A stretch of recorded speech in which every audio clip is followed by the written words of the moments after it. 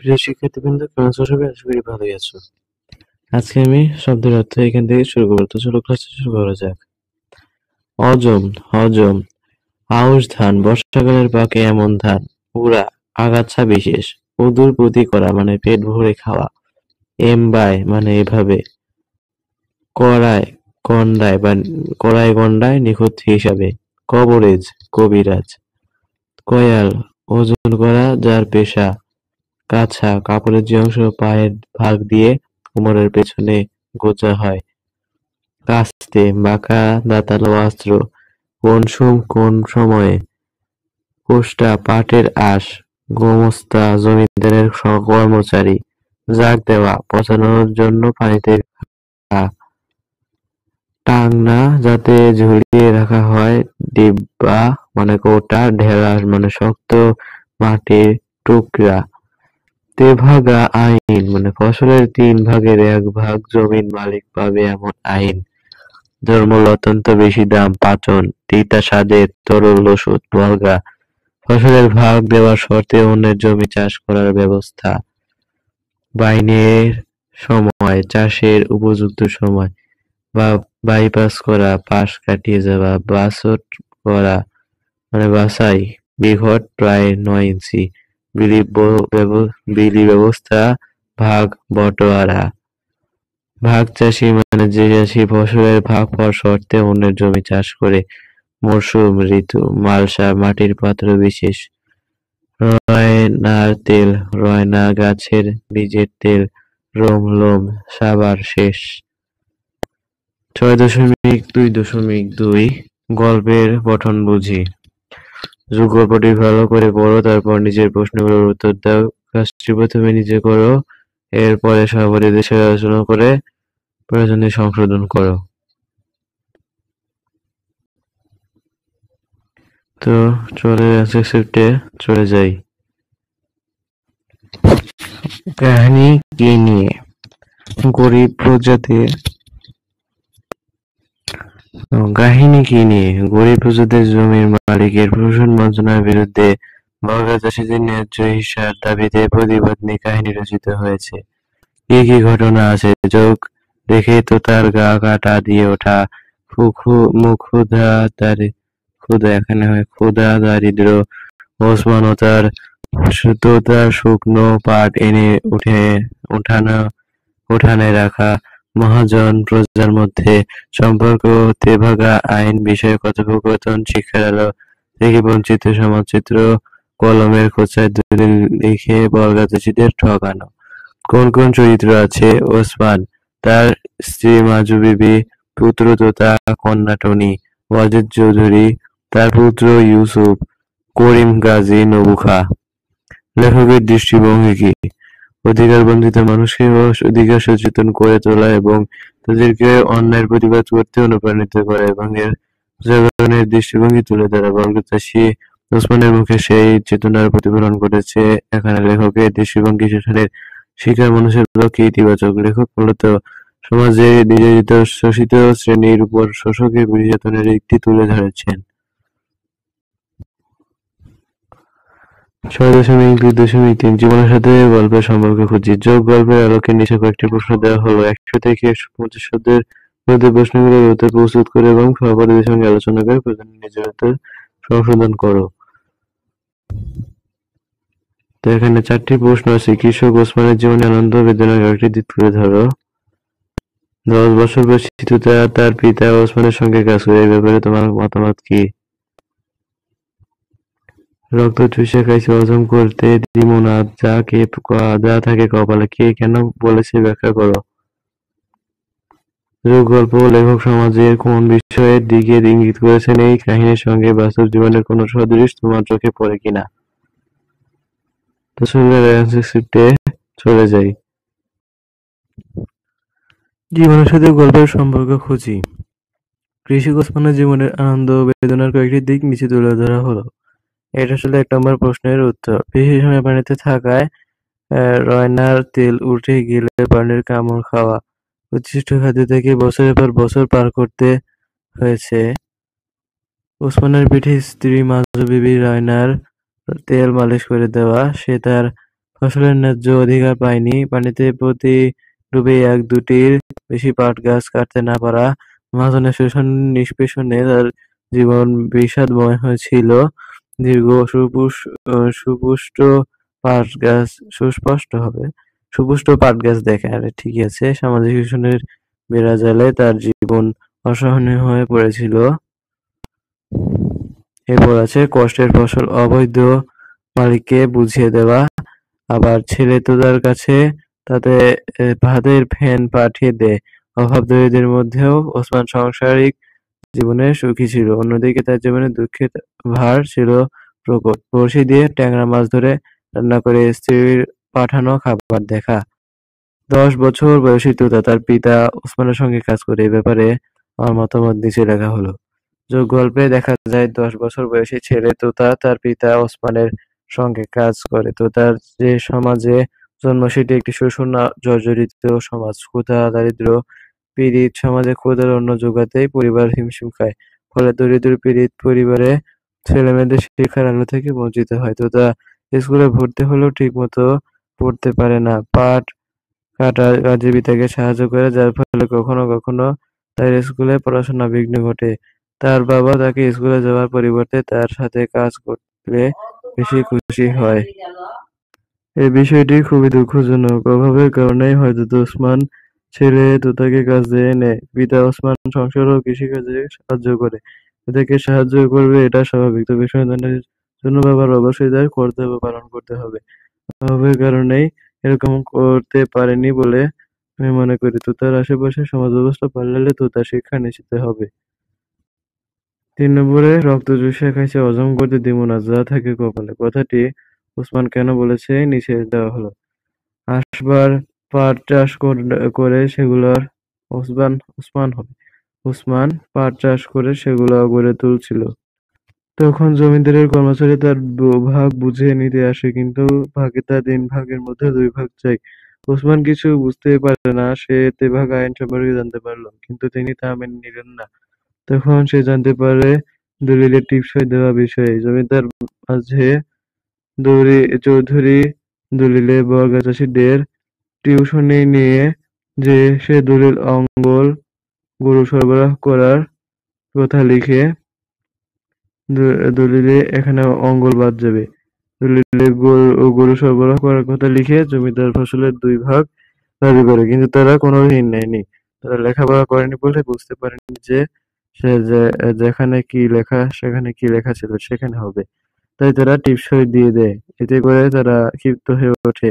ওসমান ছেলে তোতাকে নিয়ে চৌধুরী বাড়ির দিকে এগিয়ে যায়। সে জানতে পারে অন্যান্য চাষীদেরও এভাবে ঠকানো হয়েছে। ওসমানের তীব্র প্রতিবাদ জানাতে কথাটি বলেছে। গল্পের বিষয় তৎকালীন শ্রেণীবিভক্ত সমাজে সমাজী মানুষের উপর শোষক শ্রেণীর অমানবিকতা, নিপীড়ন এবং তা থেকে মুক্তির জন্য শ্রমজীবীদের প্রতিবাদ। সেই সাথে লেখক ফুটিয়ে তুলেছেন সততা ও শোষণের একটি বাস্তব চিত্র এবং কিভাবে মানুষের পিঠ দেওয়ালে ঠেকে গেলে একসময় তারা প্রতিবাদী হয়ে ওঠে। এই গল্পে বর্গা চাষীদের জীবন যন্ত্রণা চিত্রিত হয়েছে। গ্রামের অশিক্ষিত মূর্খ কৃষকদের কিভাবে জোকের মতোই শোষণ করা হতো সেই দিকটির চমৎকার বক্তব্য তুলে ধরেছেন লেখক আবু ইসহাক। আমাদের এলাকায় এ ধরনের শোষণ আছে। শ্রমিকরা বিভিন্ন কাজে করে কিন্তু তারা ন্যায্য মজুরি পায় না। নিরীহ লোকেরা বেশি ঠকে, গরিবদের চড়া সুদে ধার দেওয়া হয়। বর্তমানে আইন ব্যবস্থা কঠোর হওয়া এবং লোকজন সচেতন হওয়া এসবের হার কমে গেছে।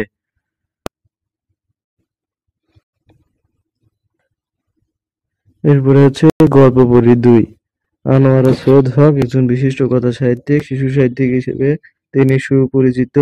শিশু কিশোরদের জন্য রচিত তার উল্লেখযোগ্য বইয়ের নাম ছানার নানা বাড়ি, বাবার সঙ্গে ছানা, ছানা ও মুক্তিযুদ্ধ ইত্যাদি। নিচের গল্প তার কত রকমের গল্প বই থেকে নেওয়া হয়েছে। গল্পটি প্রথমে নীরবে পড়ো, পড়ার সময় বোঝার চেষ্টা করো, এরপর সরবে পড়ো। একদিন ভোরবেলা আনোয়ারা সৈয়দ হক।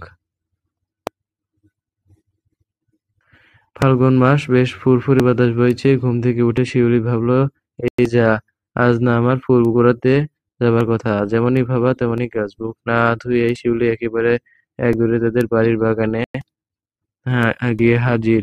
কত রকমের যে ফুল গাছ আছে তাদের বাগানে। আছে কদম, শেফালি, স্বর্ণচাঁপা, আছে রক্তকরবী, টগর, বেল ফুল, গন্ধরাজ, শিউলির খুবই ভালো লাগে এই সব ফুল গাছের নিচে গিয়ে ফুল কুড়াতে। শিউলির কোনো ভাই-বোন নেই, তাই বেচারি একা একাই ফুল কুড়িয়ে বেড়ায়। একা একাই ফুল দিয়ে মালা গাঁথে, খেলা করে। সে সবেমাত্র নতুন ক্লাসে উঠেছে, পড়াশোনার বেশি চাপ নেই। আর চাপ থাকলেও শিউলির পড়া শিখিয়ে ফেলতে বেশি দেরি লাগে না। ওর মাথায় খুব বুদ্ধি তো, যা পড়ে তাই মনে রাখতে পারে। এই ভোরবেলাটা শিউলির খুব ভালো লাগে। তখন সবাই ঘুমিয়ে থাকে, এমনকি শিউলির পুষি বিড়ালটা পর্যন্ত। তার চারিদিকে কোনো হইচই নেই, শুধুমাত্র পাখিদের হইচই ছাড়া। শিউলি আজ হেঁটে হেঁটে একেবারে বাগানের পশ্চিম দিকে চলে গেল। এদিকে বুনো গাছগাছালির শোভ, আর তার ভেতরে একটা ফুলে ভরা গন্ধরাজ গাছ। অনেক ফুল সেই গাছে। শিউলি ভাবলো, আই যাই আজ গন্ধরাজের মালা গাঁথি। এই কথা ভাবতে ভাবতে শিউলি ঝোপের ভেতরে হামাগুড়ি দিয়ে ঢুকে পড়ল। তারপর গন্ধরাজ গাছটার দিকে গিয়ে উঠে দিয়ে দাঁড়িয়ে হাত বাড়িয়ে দিল। এমন সময় সে চমকে গিয়ে শুনতে পেল কে যেন সরু গলায় চিৎকার করে বলেছে, ওরে বাবা রে, মরে গেলাম রে, আমাকে বাঁচাও রে। কথা শুনে তো ভয়ে শিউলির মাথার চুল দাঁড়িয়ে গেল। এসব আবার কি কাণ্ড! ঝোপের মধ্যে কে আবার কোথায় সাহায্য চাইছে?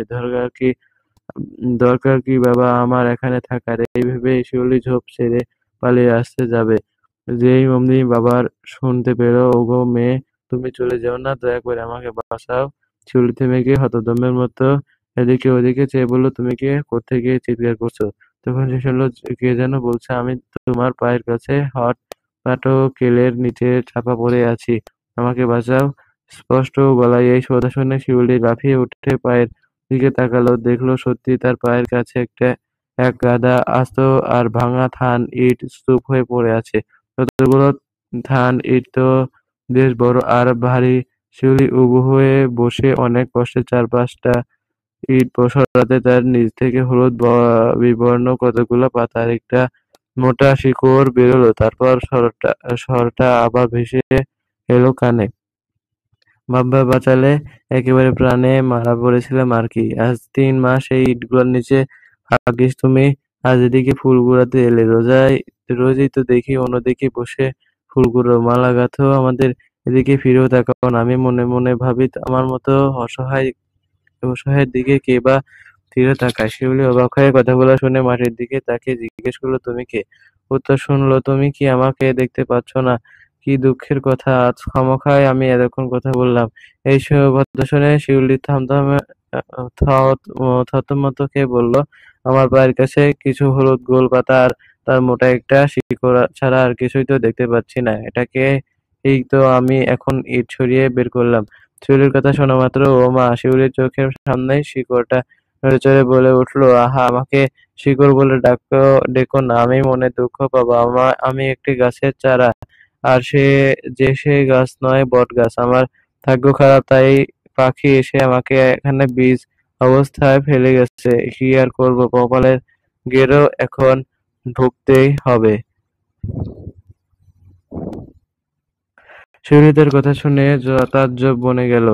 আর এই গাছের শিকড়ও এভাবে কথা বলে নাকি? এ তো ভারী আশ্চর্য কথা। একটু ভয়ও পেল সে।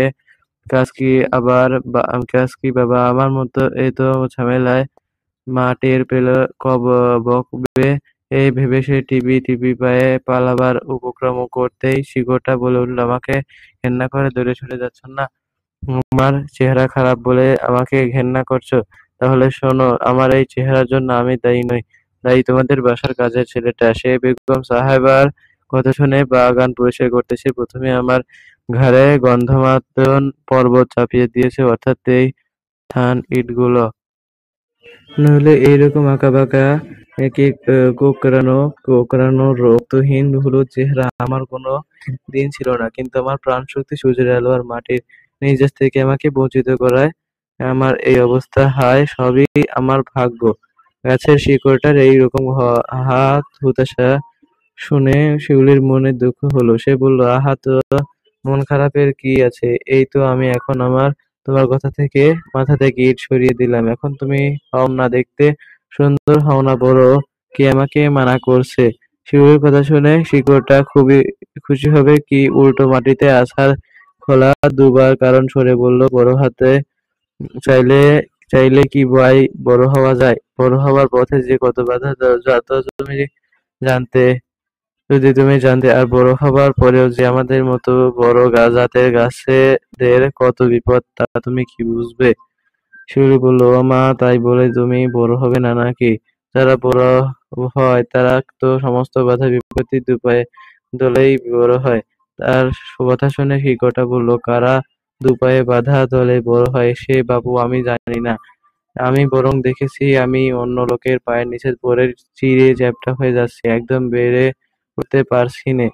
শিউলি তাই শুনে শিহরি করে বলল, আহা, সে তো খুব দুঃখের কথা। তোমার বয়স কত গো? শিকড়টা বলল, আমার বয়স অবশ্যই খুবই কম, মাত্র 50 বছর 3 দিন। তোমার চেয়েও সামান্য ছোট আমি। তার কথা শুনে শিউলি চোখ কপালে তুলে বলল, বলো কি, কি সর্বনাশ! তুমি তো দেখি আমার বড় চাচার চেয়েও বড়, আর বলছো তুমি আমার চেয়েও ছোট। শিউলির কথা শুনে শিকড়টা একটু বিরক্ত হয়ে বলল, গাছ হিসেবে আমি ছোট না তো কি? আমাদের একজনের জীবনের আয়ু কত জানো? তোমাদের 10 পুরুষের চেয়েও বেশি। আমার তো সেই হিসেবে দুধের দাঁত বেরিয়েছে মাত্র। অবশ্য আমার বুদ্ধি খুব বেশি, তাই এই অল্প বয়সেই অনেক কিছু জানতে পেরেছি। শিউলি তার কথা শুনে অবাক হয়ে বলল, তারা মানে এই 50 বছর তুমি এইখানে পড়ে আছো, আমার জন্মেরও আগে থেকে? তার কথা শুনে যেন মন খারাপ হয়ে গেল শিকড়টার। সে বিমর্ষ গলায় বলল, তাই বটে, আমার ভাগ্য খারাপ। তা তো আগেই তোমাকে বলেছি, যদি ভাগ্য ভালো থাকতো তাহলে হয়তো আজ আমি দাঁড়িয়ে থাকতাম হাই কোর্টের মোড়ে কিংবা শহীদ মিনারের পাশে। অবশ্য তাহলেও সে যে খুব নিরাপত্তা থাকতো এ কথা জোর গলায় বলতে পারি না। তাছাড়া, আচ্ছা বলতে পারো তোমরা মানুষেরা এত নিষ্ঠুর কেন? শিউলি তার কথা শুনে ব্যতিব্যস্ত হয়ে বলল, কেন কেন? পাশের ক্লাসটা পর্যন্ত, পরবর্তীতে আমরা এখান থেকে শুরু করবো। তো আমার ভিডিওগুলো ভালো লাগে থাকলে চ্যানেলটা সাবস্ক্রাইব করার সাথেই থাকবে। ধন্যবাদ সবাইকে।